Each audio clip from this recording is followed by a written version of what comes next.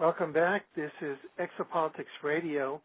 I'm your host, Alfred Weber, and today we have a very special guest coming to us from the capital of the United States, Washington, D.C., Mr. Will Allen, who has been an engineer on White House Air Force One during the administration of President Ronald Reagan, President George H.W. Bush, and President Bill Clinton. And his photographs of UFOs over the Capitol, Washington Monument, Senate buildings, which we'll be discussing today, are, among other places, in the National Geographic, which has very strict criteria for admission of a photographic collection, and at his website, which is ufodc.com. Welcome, Will. Well, welcome. Thank you. Yeah. You know, we have been meaning to have you on Exopolitics Radio for a long time. And a number of years ago, we did a program with an author who's based in Los Angeles. Robert Stanley. Yes, and he wrote a book based on your work. Yes, he did. And by the way, he wanted me to say hello to you. Oh, good. And that was a very impressive and a very important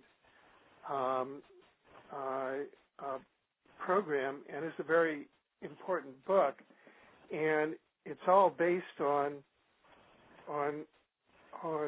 your work. Now, we actually finally met face to face in Washington, D.C.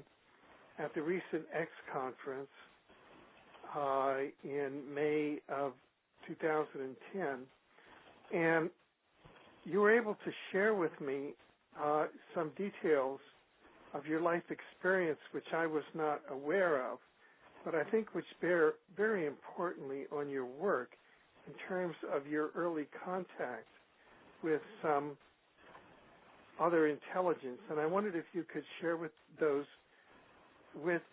experiences with our audience now. I certainly can, and it all started for me on a military base in the United Kingdom. And my father was in the United States Air Force. My father worked in Precision Measurement and Electronics Laboratory, which was a specialized field in the Air Force. And in the early 60s, as a child, my father was stationed at a base called Sculthorpe, which was right outside of Rendlesham. And we happened to live in a farmhouse because at the time there wasn't any base housing available, and we had temporary quarters in this farm area, which was a very nice area outside of Sheringham, a place called Methwall in England. And as a child one night, I had problems sleeping as a kid, and I liked to play with my toys late at night. And, you know, one of the things that fascinated me back in those days were things that glowed in the dark. And I had a toy that glowed in the dark. And as it became dark and I was supposed to be asleep, I decided to stay awake and play with my toy. And as I was playing, the door to my bedroom burst open, and a group of 4 to 5 small gray extraterrestrials in silver spacesuits. I mean, we're talking about the grays with the bug eyes, the large heads, no real apparent orifices for mouths or nose or anything like that, just bug-eyed, big-headed aliens, came into my room and proceeded to examine my brother and I, and one of the things that was more interesting was I could hear their thoughts, but I didn't see their mouths moving. And they were amazed at the fact that the dampening fields that they deploy on all electrical impulse organisms, and people wonder why when they're around aliens they're unable to move and run, and that is because they use this dampening field which they apply to the cerebral cortex. And your mind can send a thought to your body, but your body will not respond because it is inhibited to respond to the impulses of the brain. But one of the things I noticed, though, when these aliens came in was that even though I was conscious and was able to move from my waist up, I was unable to scream. I was also unable to run. And as I tried to scream, and I was screaming like a schoolgirl, but believe me, nothing was coming out, I started to wonder within myself, how was this possible? And understand, I'm 5 years old, and I'm experiencing, essentially, contact with an extraterrestrial.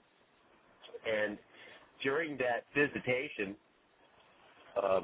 they implanted me, and that's when everything started to change for me. Not only did I change physiologically, where this implant was actually starting to react with my central nervous system, and for about 18 years, every night at the same time, I would throw up, and it never stopped. And I'd go to the military doctors, and in the military hospital, they would do examinations, and no one was able to find anything, because I never really mentioned that I was implanted with anything, but they never found anything in their examination of me that would cause me to have nightly bouts of illness, especially at the same night, every night for 18 years.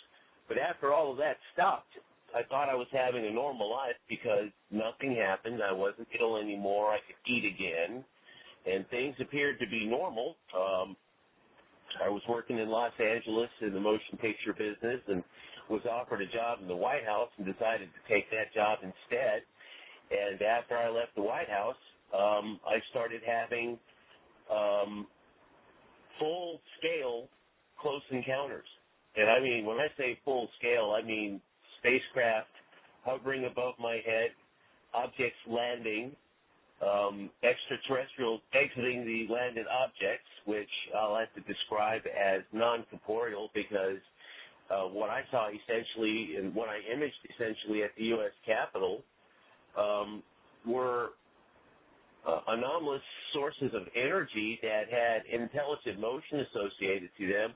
And I mean intelligent motion in the sense that they appeared to be moving around and monitoring my actions as I was doing a job there at the U.S. Capitol building.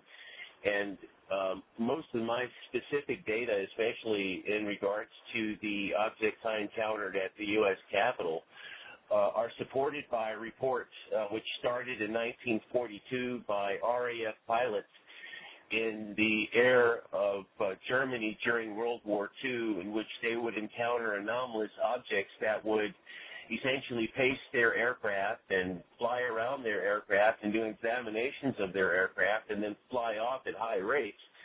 And some of these objects reported by these air commanders just happen to match exactly the anomalous objects that I imaged at the U.S. Capitol building. Right.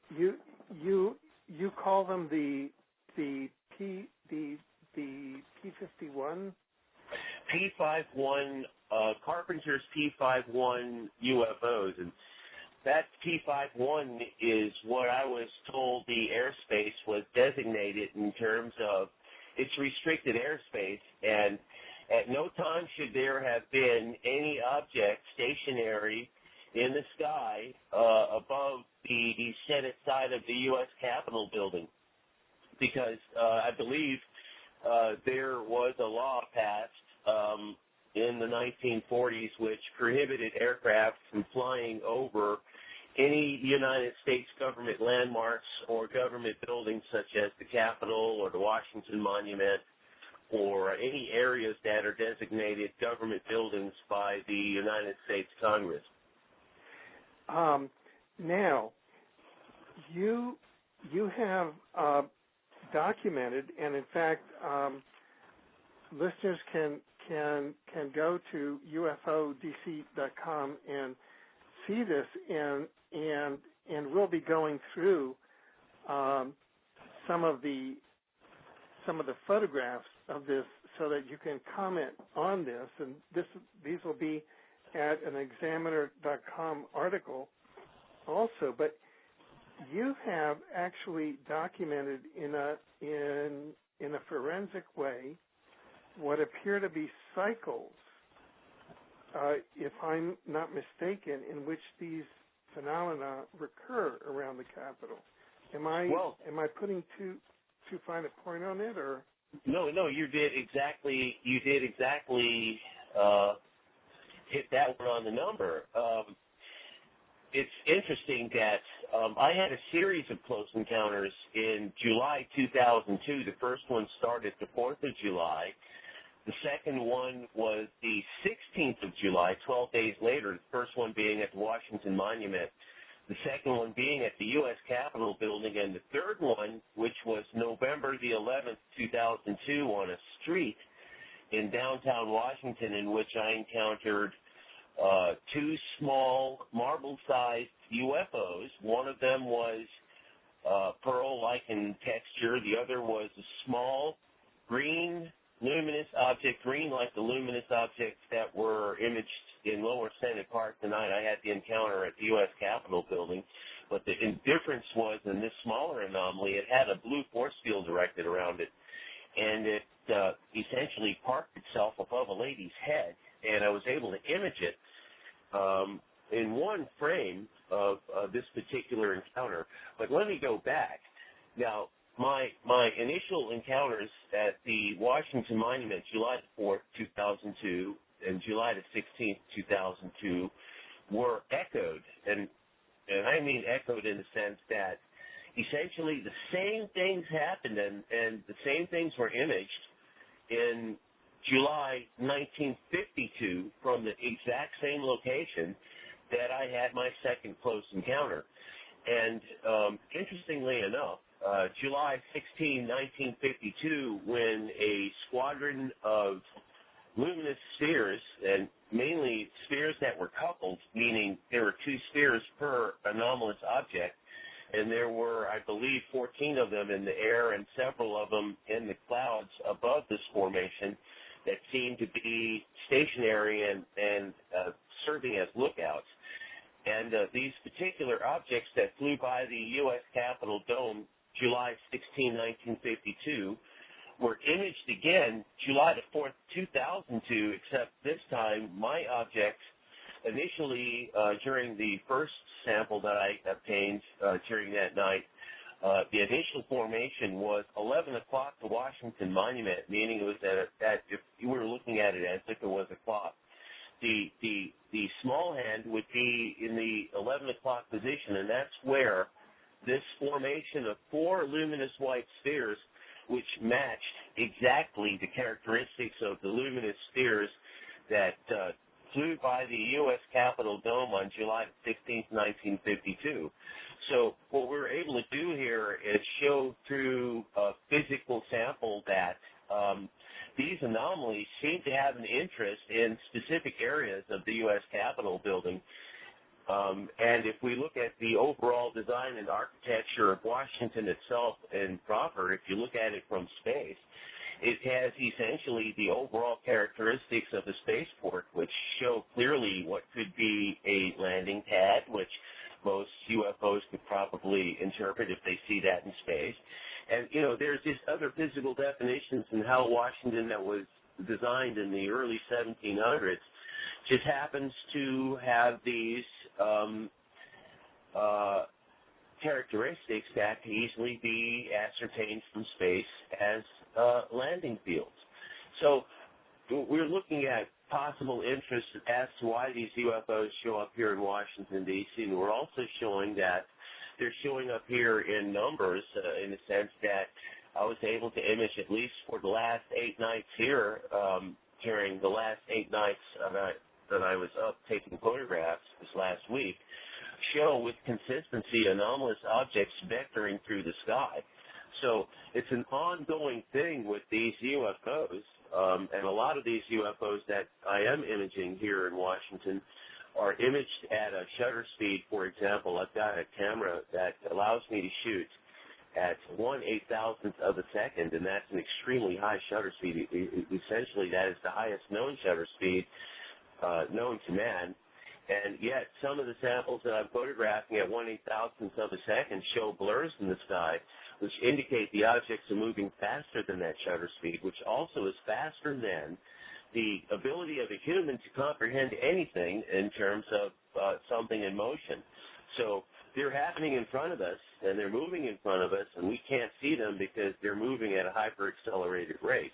And a lot of people are just not aware that the level of UFO activity is actually increasing as we come closer to 2012. Wow.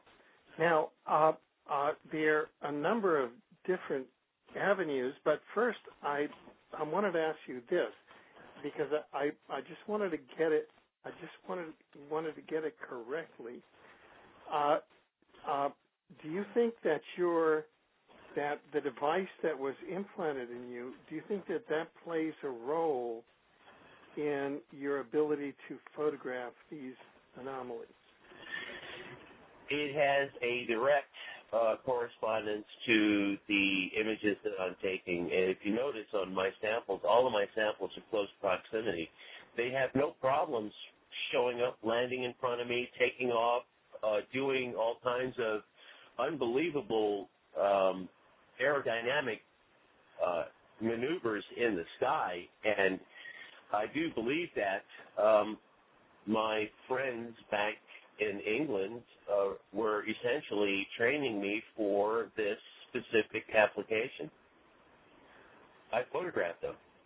Yeah. Now, I also want to get this on record. You had mentioned to me that a very prominent advisor, both in the Clinton White House and also in the Obama White House. Would it be okay to mention his name? John Podesta is a friend of mine. Yes. Yes. That, and actually, John Podesta has himself held a press conference in the National Press Club, urging that there be an open inquiry on the UFO presence, as I recall. Yes, he had. Now, what did he mention to you about your work? Well, there's extreme interest in my work, but most of the response that I'm getting is not necessarily positive, in the sense that there's concern that my material, because of the graphic nature of its sample, could possibly destabilize society. Well, you know, if you look at the trends here in the United States, and essentially society is destabilized, but it's not for my photographs. It's right. through other things that, through the course of the way the system is designed, are designed to self-destruct. But nevertheless, their concerns were that the materials were not necessarily appropriate for the masses to be shown. And it clearly shows, for example, that evening, and I mentioned again that I was monitored by a particular entity that was on the ground, and that entity just happened to have been what one would categorize as non-corporeal, and non-corporeal being a life form with intelligence, however, without a physical structure as we know it.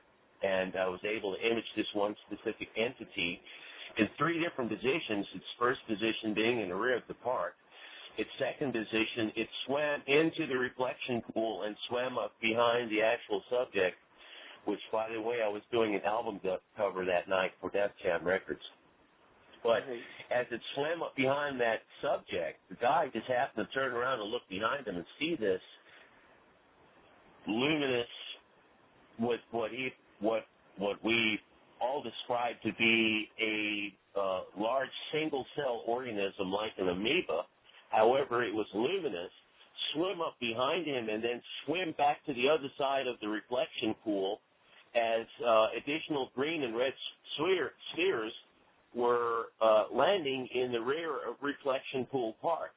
So essentially what I photographed was an extraterrestrial away mission at the U.S. Capitol building. They landed, and they were doing essentially a field investigation of the building and the area around the building. Right. Well, rather than destabilizing society, why wouldn't John Podesta say, this is exactly the sort of data that we need to bring to the attention of the U.S. Congress so that they would have open hearings?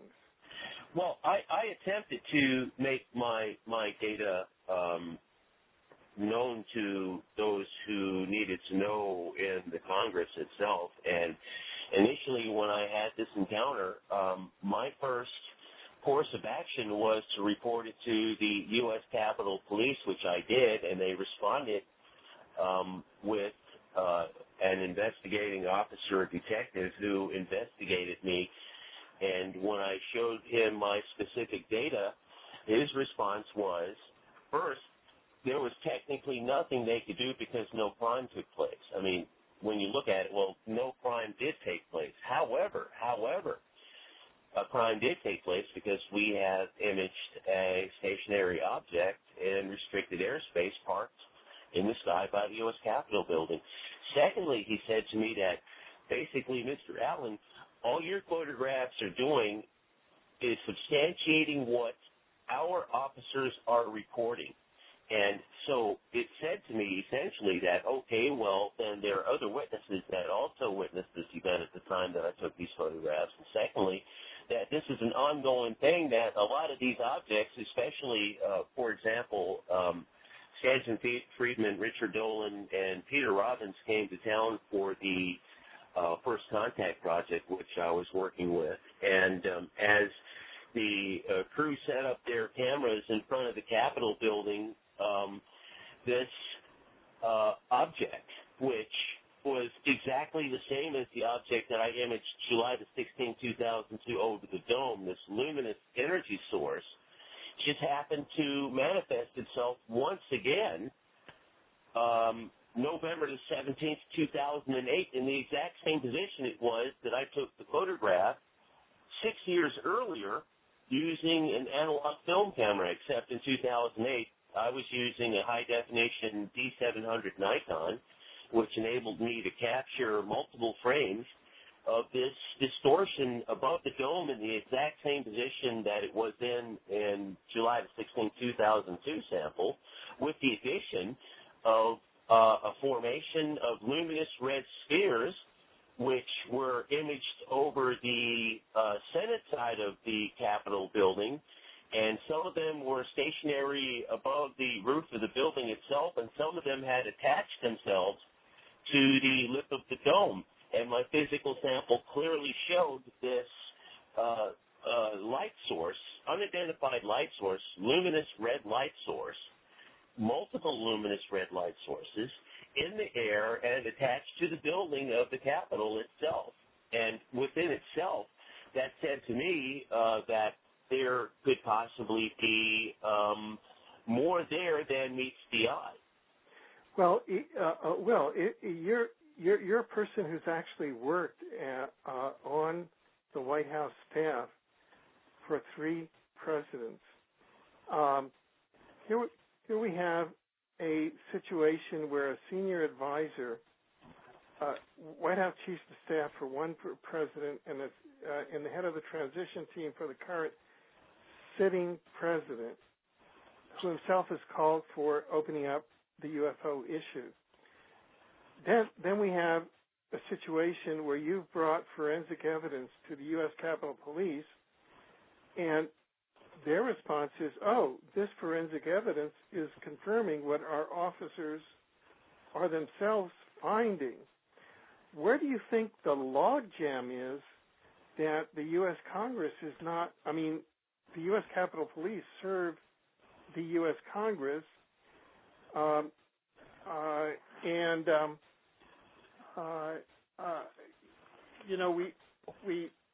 we have Mr. Podesta who is right there at the levers of power and could bring this matter forward.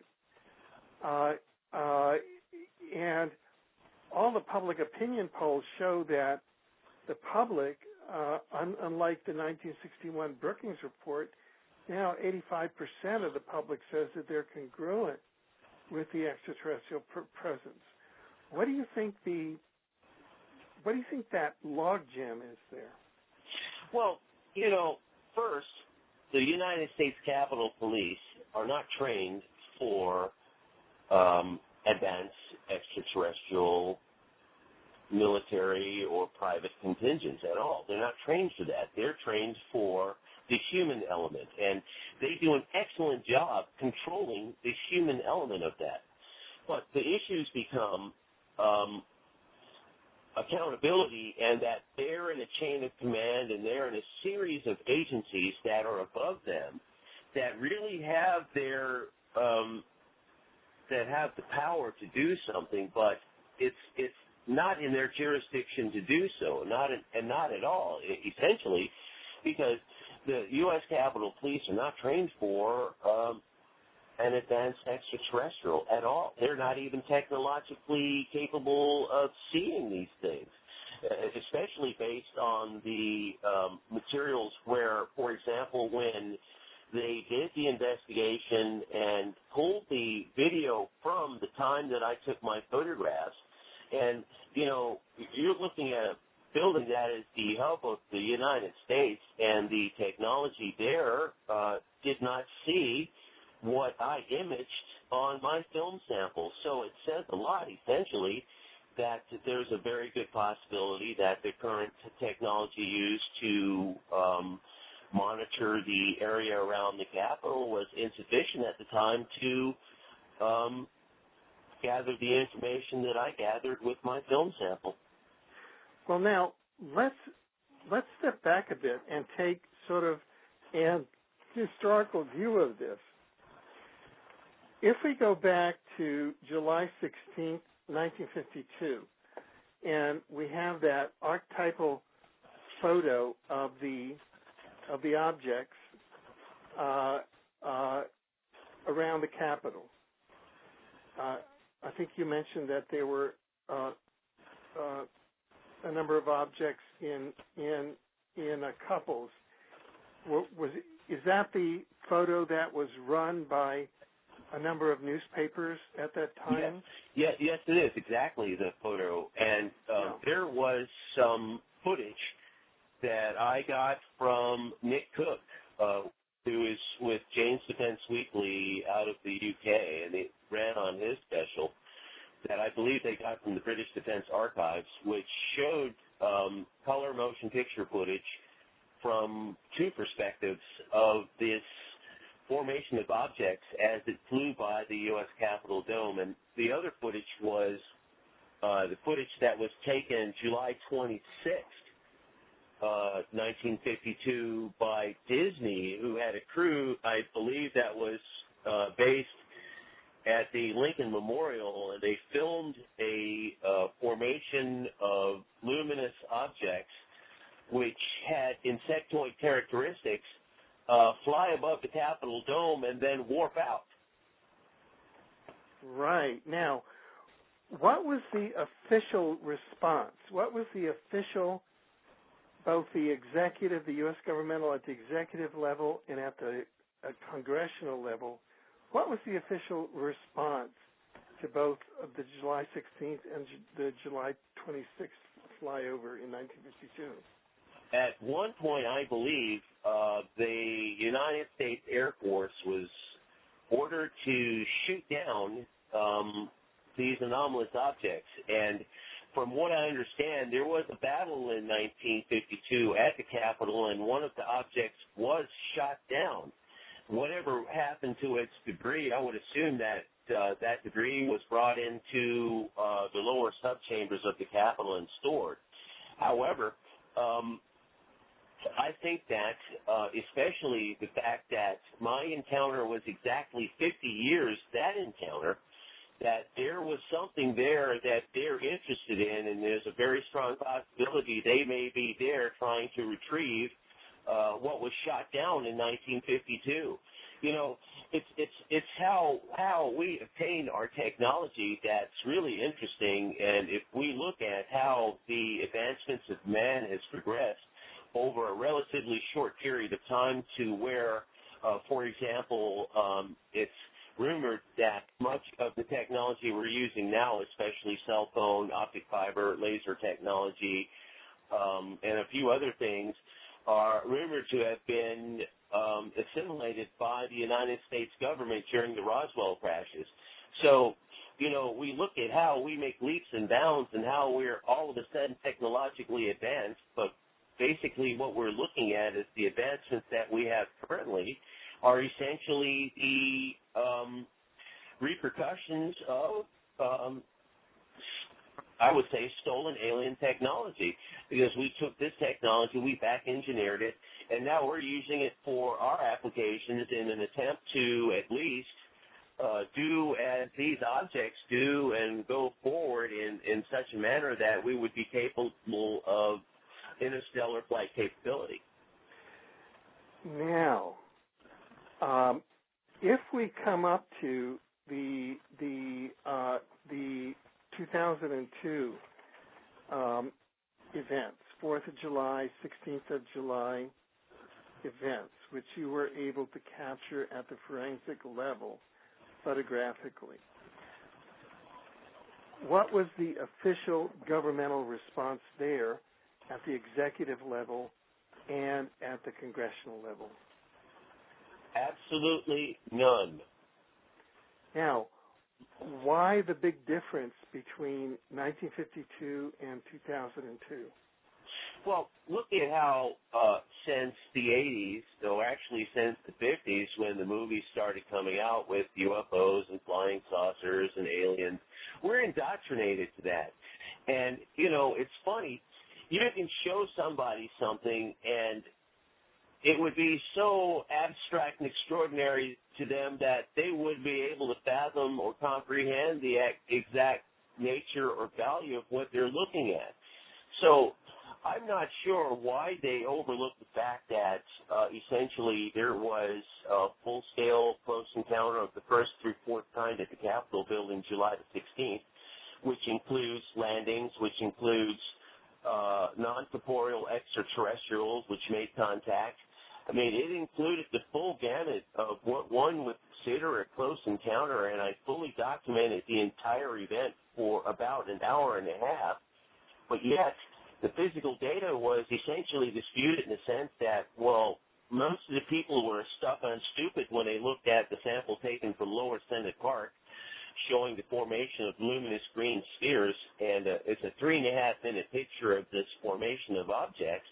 And it's one object in the sky, but my photograph showed a cluster of objects in the sky.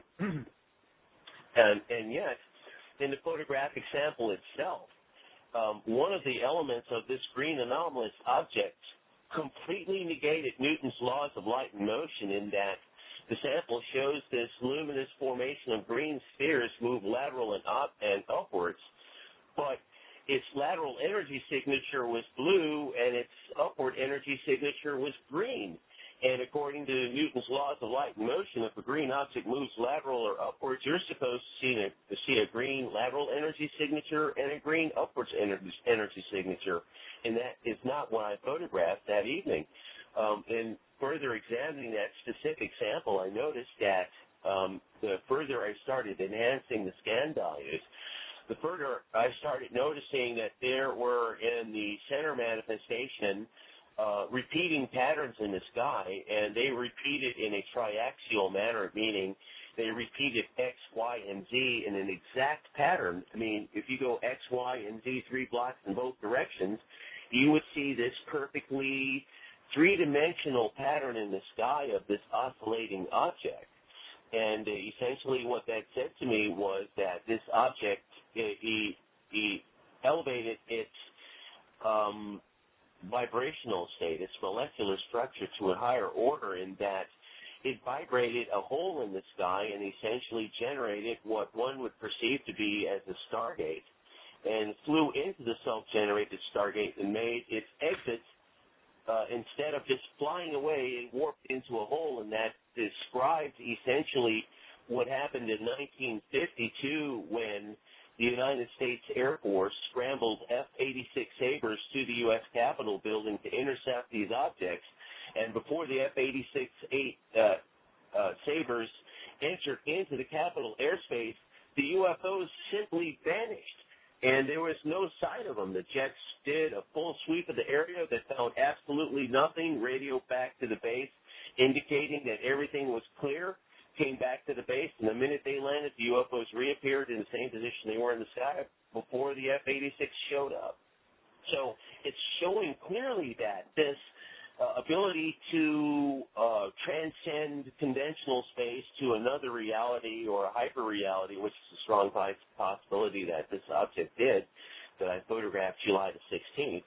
And it shows that specifically that what we were indoctrinated to accept, for example, in terms of entertainment when Stargate, the motion picture, and Stargate, the TV show, came out, essentially is true. The technology they're utilizing could essentially be one of the reasons why we see in Egyptian hieroglyphics in the pyramids in Egypt, why we see objects which look exactly like the space shuttle or Bell Huey helicopters or tank technology, which we're using currently today. How could we see that in a hieroglyphic that was then anywhere from 3,000 to 5,000 years ago?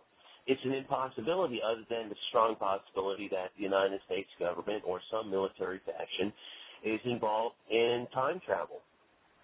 Now, getting back to the differences between 1952, the difference between the government response and the social response in 1952 and 2002. Well, wait. Here is something I wanted to think, because I think that you've identified a number of factors. Also, we have to look at an important factor that came in 1953, possibly as in reaction to the 1952 flyover, and that was the 1953 U.S. Central Intelligence Agency Robertson panel, which laid out a series of rules which said essentially that any mention of UFOs in either the media, in a scientific or academic context, or in a governmental context, had to be subject to ridicule. In other words, it went from being okay to be on the front page of the Washington Post in July of 1952 to, in 1953, post-CIA Robertson panel, it became forbidden for any mainstream media, academic, scholarly journal, governmental official at the risk of losing his or her job or livelihood to mention UFOs or extraterrestrials other than in a context of ridicule. That seems to have been part of the defensive shift that the CIA and the intelligence community ordered that the society take. In other words, they just painted the UFOs out of existence by not giving them any airplay, so to speak. That's exactly what they did. Yeah. And I have to say that when my initial contact in the early 60s, 1962, 1961, as a child, I was compelled to tell my teachers what I saw and what I experienced, and I did. And the response was in the DOD school, which is a Department of Defense school. I went to all DOD schools. I lived on military bases all my life. And for the early part of those years, the response was that I had to be taken out of circulation, essentially. So what they did was they put me in a form of special ed. So they responded to my reports as a child by taking me out of the mainstream and putting me in a collective group of individuals which were deemed emotionally and intellectually incompetent. Right. And all of that came about as a policy change, both inside of the military and in all circuits, be it media, education, science, government, came about as a result of the Robertson panel, which was triggered by the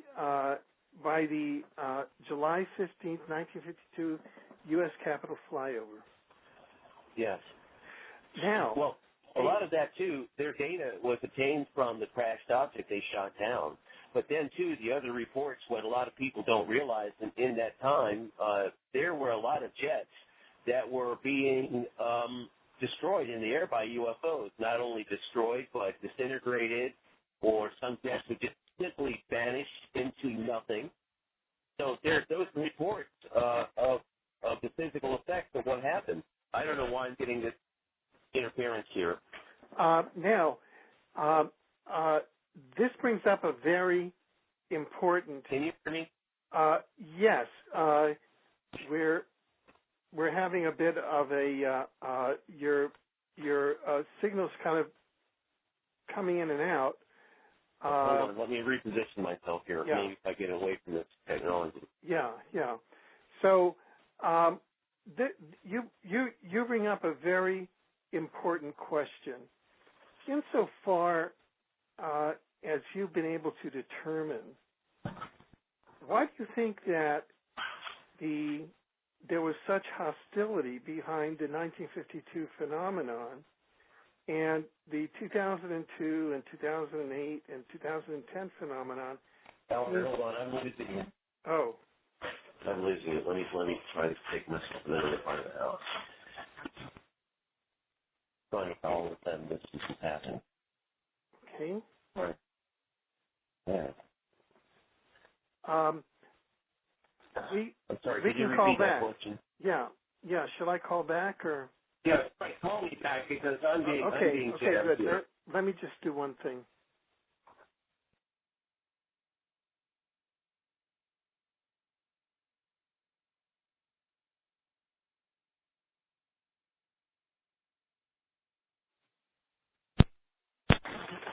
Welcome back. This is Exopolitics Radio.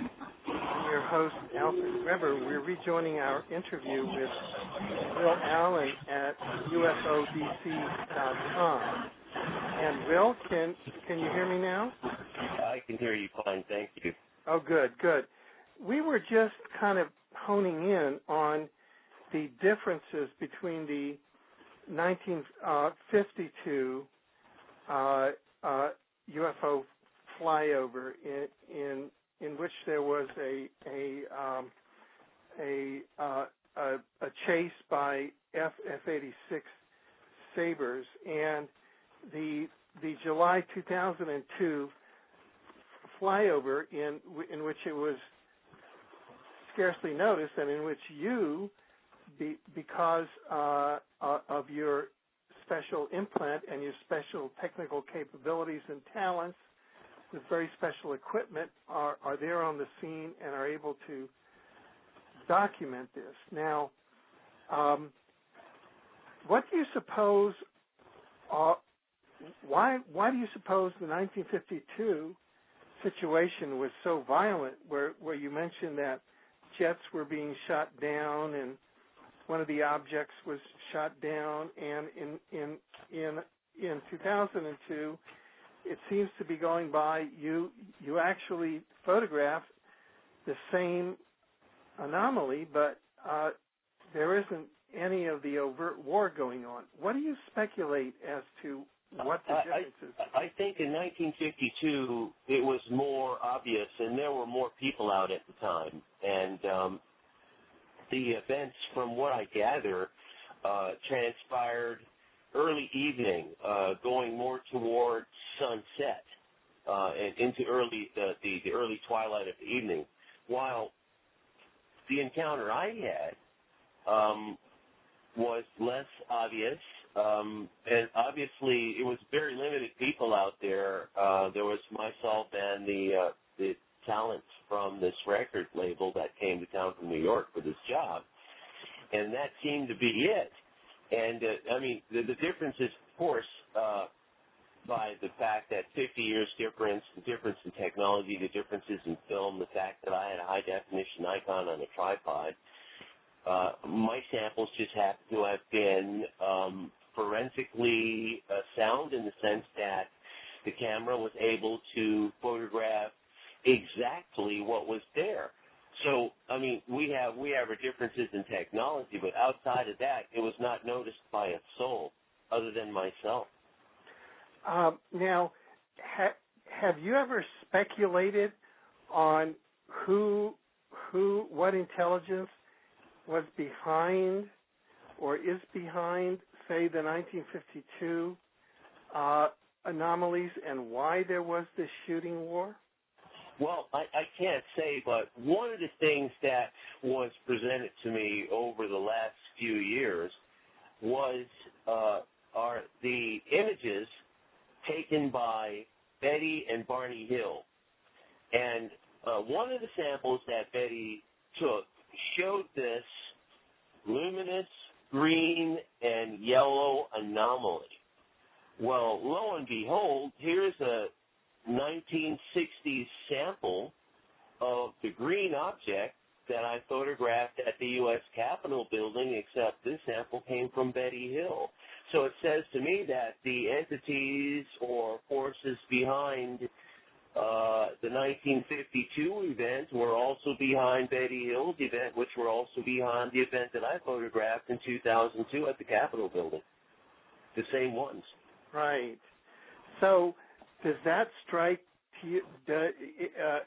Is that the grays, or is that? It's the grays and the hybrids. And the last time that I recall that I awoke and I wasn't home, if you get my drift. Yeah. I woke up, and as I looked up from this metal gurney that I'm laid out on, I could see what looked like humans, but the differences were these humans had alien characteristics. The bug eyes, some of them had bug eyes, some of them had human faces, but really large alien-like heads. And we start looking at, for example, most of the abduction cases that took place, that DNA was taken from most of the people that were abducted, especially Betty and Barney Hill, and that DNA could specifically have been used for breeding applications in creating hybrid extraterrestrials. And that we have to look at as a very close possibility, because those aliens that I saw as a child were great. But, see, they weren't hostile, though. Yeah, and now this also ties in with something that you brought up at the beginning of the program, which I found really interesting, in which you said that you're finding that these sort of interactions are increasing in frequency as we approach 2012. Now, we're now in May of 2010. Could you elaborate on what you found and why you've come to that conclusion? Well, an example is for the last 9 days, I've been imaging again with my camera at 1/8,000th of a second, and at night using the 20,000 ISO setting that the camera is capable of going. It goes a lot higher than that, though, but I leave it at 20,000 ISO. But I'm imaging orange vectoring anomalies in the sky. Orange vectoring anomalies. And when I start doing research, if you go further into my website, you'll see that one of the things that I've also been able to do is I'm the first person on Earth to physically document UFO activity in HD 1080i using the new D700 Nikon, which I had for 2 days when this object landed in front of me and 18 other people in Baltimore. So I'm getting all of these physical documentations, and at one point, some of the people that I was dealing with would make reference to the possibility that the samples that I photographed were an after effect to inferior optics or inferior technology used to render the image, and I have to correct that statement right now because everything that I used to generate what's on UFODC.com was state-of-the-art technology and is state-of-the-art technology used by the United States Air Force, used by NASA, used by National Geographic, used by all the major news agencies that publish news information on television or print. It's all the same high-definition technology, so you can associate the samples that I've shown on my website with inferior optics, which definitely is not the case. And it also clearly shows that if you examine the physics of the overall images and the specific characteristics of the anomalies in the sky, that they could not be refractive energy from light sources that are on the ground. For example, the shot taken from low extended parts showing the green objects in formation. The green objects in formation are running north and south, and the street lights are running east and west. So the physics of the lens and the physics of the overall characteristics of the geography and the topography that I took photographs of clearly would be impossible for that to be a ground distortion that's based on reflections of streetlights on the ground, especially when the streetlights are running in polar opposite directions. So we completely negate all of the so-called experts that claim to have answers as to how I was able to take these photographs. For example, an individual who did not want to leave a responding email so I could respond to his mindless assertion that these photographs are generated using placed glass, lights, and cameras in the sky. To me, that's absolutely absurd. Placed glass was used for special effects in the generation of William Shatner's and Leonard Nimoy's Star Trek back in the 60s. So for a person to make those kind of accusations and say, well, it's easy to generate that, but yet are unable to generate a sample so that I could say, okay, well, there's a possibility that these samples were fictitiously generated, which no one has been able to debunk at this level of the game. No one has been able to generate a sample sufficient to say that it was fictitiously generated. But then we have to deal with other specifics, such as the air reports from Air Commander B.C. Lumsden from the Royal Air Force in 1942. How do you dismiss his accusation of a green object that encountered his air squadron over Germany? How do you dismiss Dr. Bruce McAfee's encounter in 1946 in New Mexico with a green sphere anomaly? There's too many other reports of individuals and objects which match with 100% certainty the objects that I photographed at the U.S. Capitol that support the data for people to say that, oh, well, it's fictitious. It can't be fictitious. It's forensically authenticated. Well, now, these objects are now increasing in frequency. Now, 2012 is a very charged term or a charged year. There's a lot of prophecy that has been stated around that year. Speculation is more the term. Speculation. Yeah, speculation. And since you mentioned that, I just wanted to put it out on the table. Do you think that these objects are cued into 2012, or is that just something that you mentioned?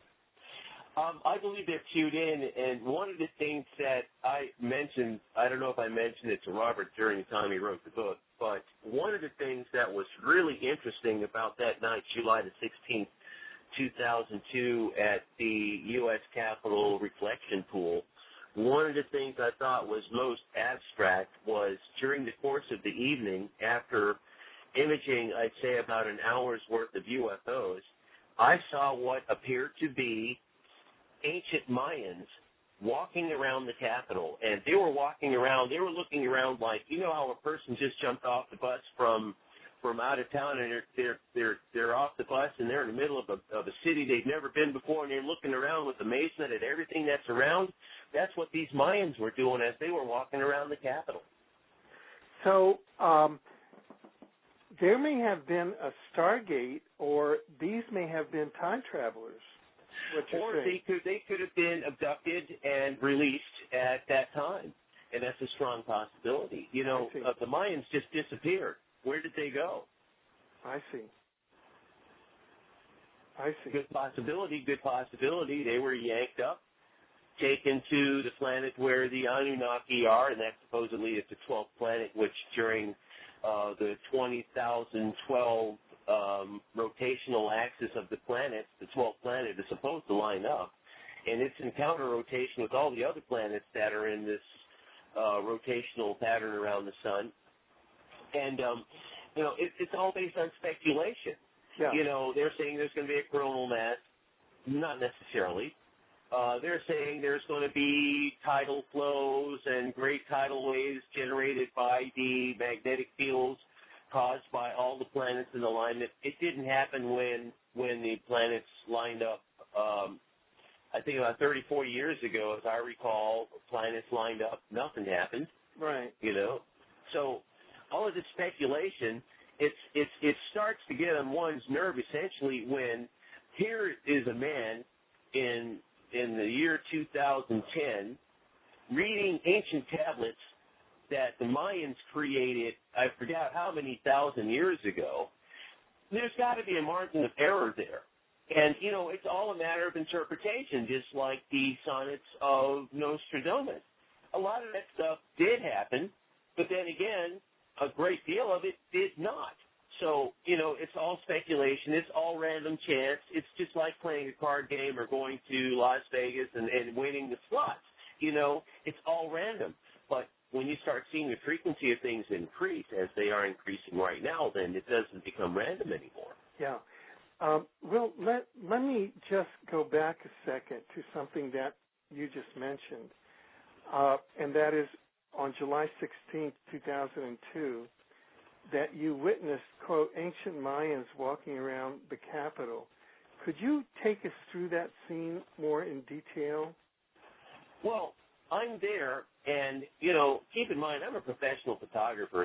That's essentially what I do now as a living. And I'm taking photographs, and as a photographer, I'm constantly looking around for things to photograph, things that would, you know, be interesting in terms of a visual sample that you could present to someone in a presentation. Well, I'm sitting there photographing this client, and there's no one basically around us. We're basically, I'd say maybe about 10 or 15 other people there, but I can't recall anybody even noticing any of this. And off in the dark part of the reflection pool were these group of 5 to 10 people. I would say more like 10 people, and they were dressed in Mayan, or what I think to be Mayan clothing, feathers, beads, nothing that would be consistent with anyone that would be a modern person in that century, year 2000, photographs taken in 2002. Nothing that would be reflective even of South Americans in 2002. Nothing that was reflective of that. They looked like the Mayans that were in Mel Gibson's Apocalypto. That's how they looked. Were you able to photograph them?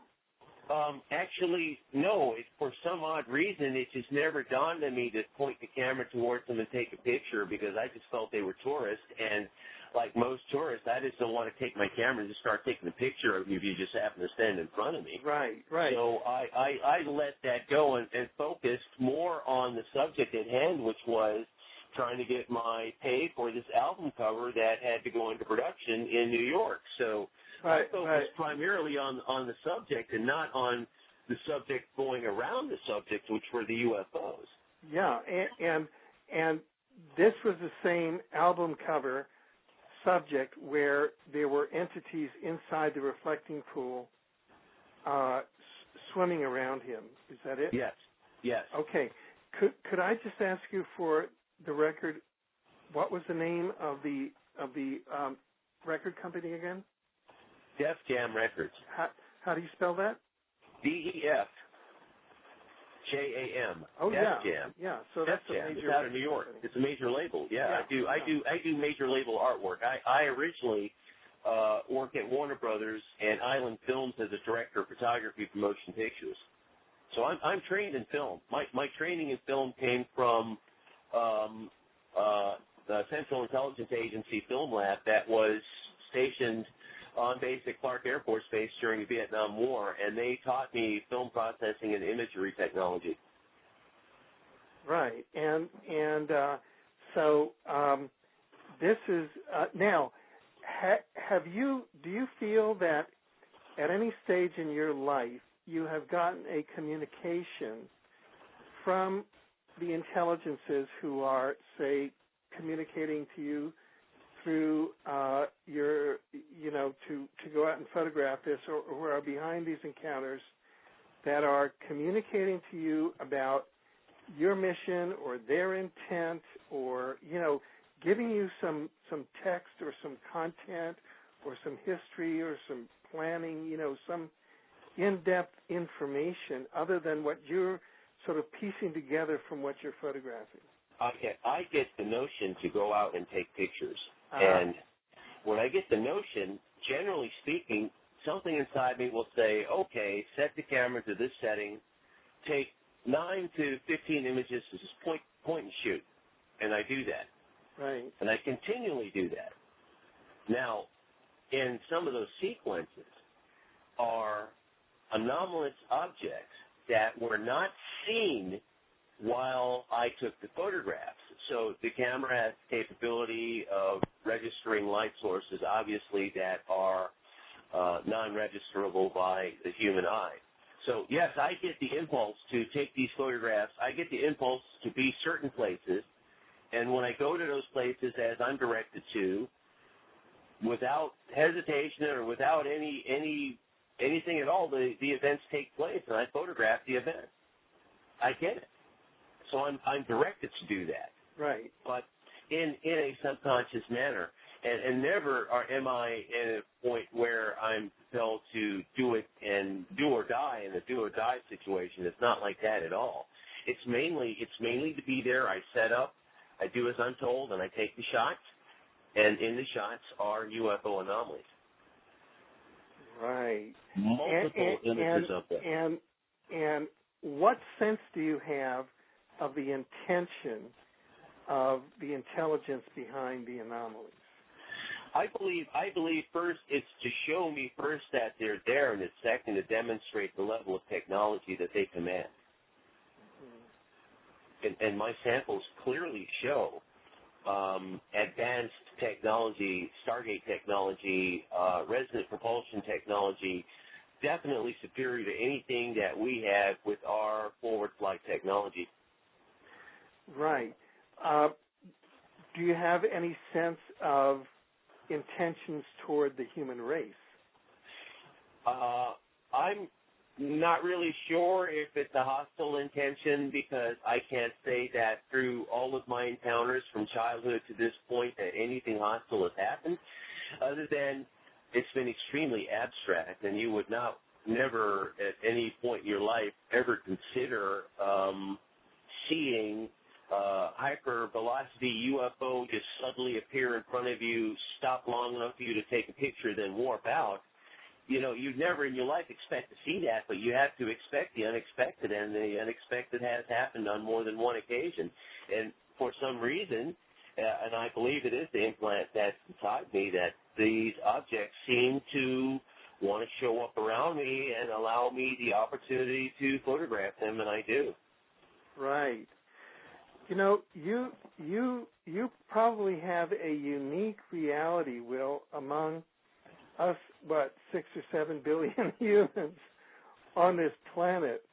I have not come across a person with as unique a reality as you, and providing a service for humanity and also providing a service for the intelligence behind these anomalies. I mean, sort of a go-between, and you know, communicating to humanity, and I wondered if you wanted to leave some words for our audience about how that role feels.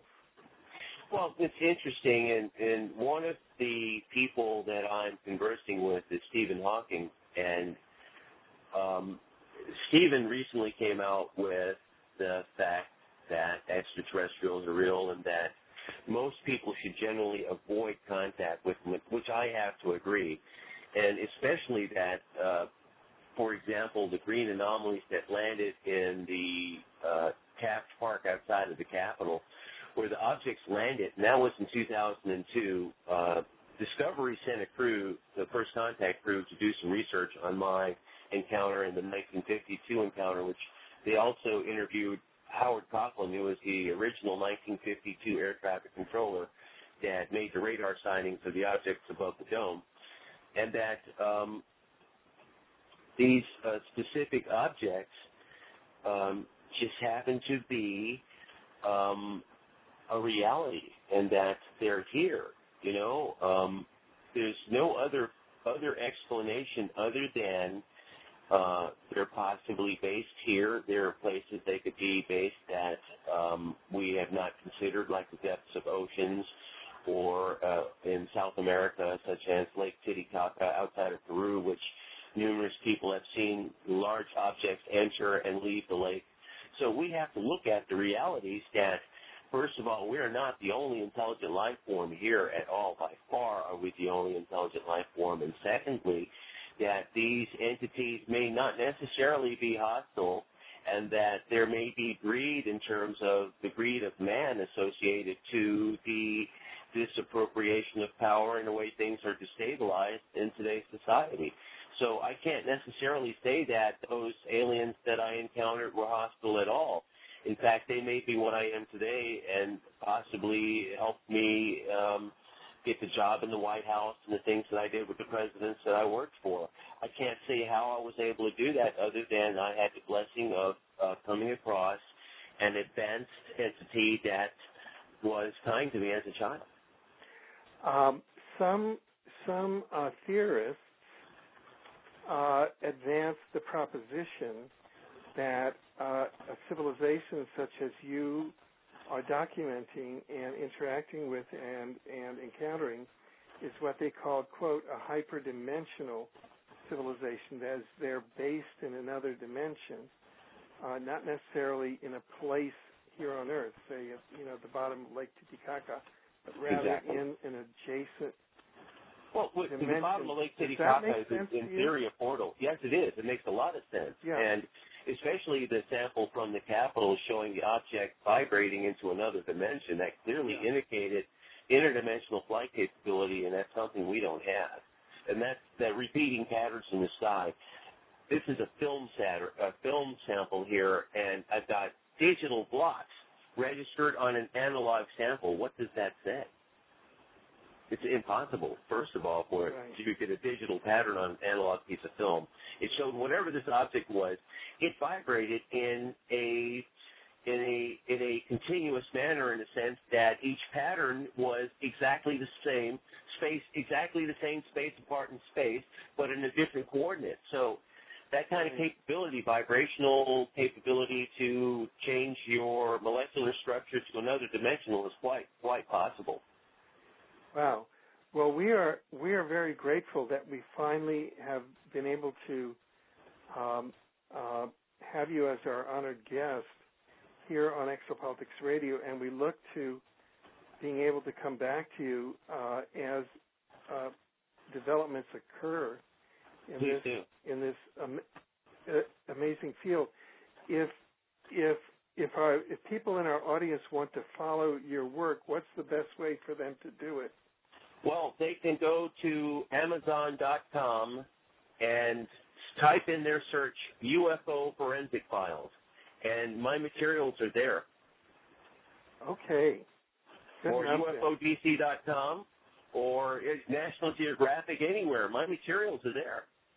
You're also on Facebook, correct? I'm on Facebook. Just go UFODC at AOL.com. It'll take you directly to me. Excellent.